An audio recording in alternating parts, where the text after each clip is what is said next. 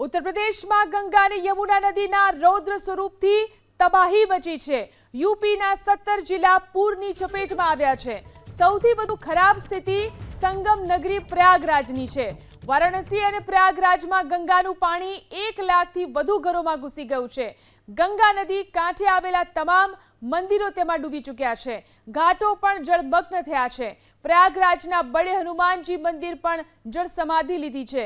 નદી કાંઠે આવેલા તમામ મકાનોમાં પૂરના પાણી પ્રવેશી ચૂક્યા છે।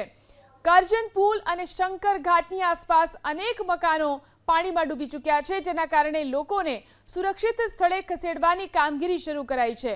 ન માત્ર પ્રયાગરાજ પણ આસપાસના જિલ્લામાં પણ આ જ સ્થિતિ સર્જાઈ છે। વારાણસી, ઇટાવા, હમીરપુર, ફતેપુર, બાંદા, ચિત્રકૂટ, કાનપુર સહિતના જિલ્લાઓમાં પણ પૂર જોવા મળી રહ્યું છે।